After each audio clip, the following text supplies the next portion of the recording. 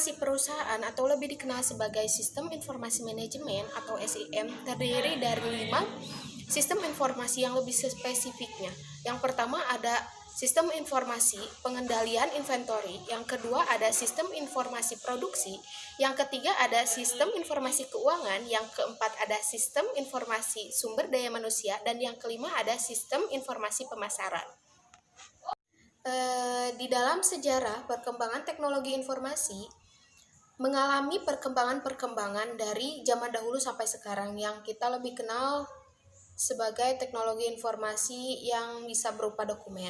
Kemudian dari awal kita tarik ulur ke belakang, pertama kali adanya kita menyampaikan informasi yang pertama itu dari batu. Kemudian setelah dari batu mengalami perkembangan lagi dengan menggunakan media kulit binatang atau kulit kayu ataupun lempengan tanah liat.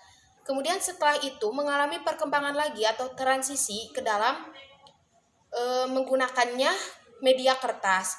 Kemudian setelah tulisan itu, fungsi tulisan itu adalah sebagai dokumentasi. Selain dari dokumentasi, mengalami perkembangan kembali sehingga digunakan sebagai sistem perhitungan dalam sistem bilangan. Dikarenakan perkembangan yang memang sudah cukup kompleks, maka di dalam sistem perhitungan harusnya menggunakan alat bantu. Seperti yang kita ketahui ada dahulu alat bantu menghitung itu adalah sempoa. Kemudian pada abad 19 ditemukannya mesin tik. Kemudian pada abad 40 ditemukan lagi komputer. Sejarah perkembangan perangkat keras. Menurut Blismer 1985, komputer adalah suatu alat elektronik yang dapat melakukan beberapa tugas, yaitu menerima input, kemudian memproses input sesuai dengan instruksi yang diberikan, kemudian menyimpan perintah-perintah dan hasil pengolahan, serta memberikan output di dalam bentuk informasi. Kemudian ada penggolongan atau pengklasifikasian komputer.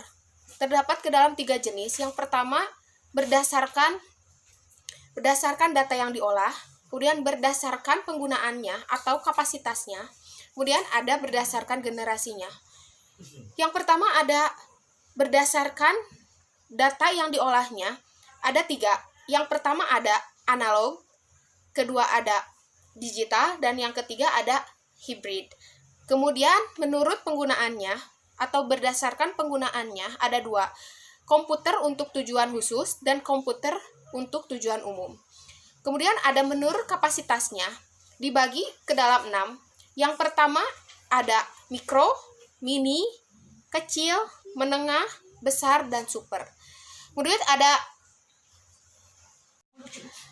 sejarah perkembangan perangkat lunak.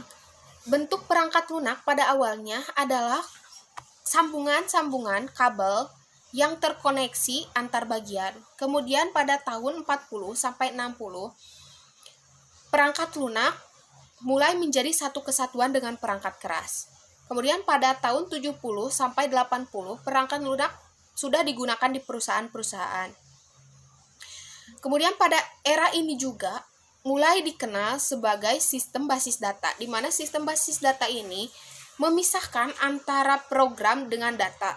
Kemudian pada tahun 90-an, perangkat lunak sudah digunakan di mana-mana. Bahkan komputer genggam pun sudah menggunakan perangkat lunak yang bisa disinkronkan dengan PC. Tidak hanya di dalam PC saja, seperti contoh halnya di dalam mesin cuci, televisi, microwave, sudah tertanam perangkat lunak di dalamnya. Untuk materi selanjutnya mengenai hubungan antara sistem informasi dan teknologi informasi. Teknologi informasi adalah suatu teknologi yang berhubungan dengan pengelolaan data menjadi informasi dan proses penyaluran data atau informasi tersebut dalam batas-batas ruang dan waktu. Sedangkan sistem informasi merupakan suatu perkumpulan atau komponen-komponen dalam perusahaan atau organisasi yang berhubungan dengan proses penciptaan dan pengaliran informasi. Kemudian dapat ditarik kesimpulan dari definisinya. di mana sistem informasi merupakan titik permintaan dari domain perusahaan yang menjalankan kegiatan manajemen sehari-hari, sedangkan teknologi informasi merupakan sisi penawaran atau supply dari kebutuhan perusahaan tersebut. Adapun manfaat utama dari perkembangan informasi bagi pengendalian manajemen adalah yang pertama penghematan waktu, kedua penghematan biaya, yang ketiga peningkatan efektivitas, yang keempat perkembangan teknologi, dan yang kelima pengembangan personal. Selanjutnya, sistem informasi manajemen.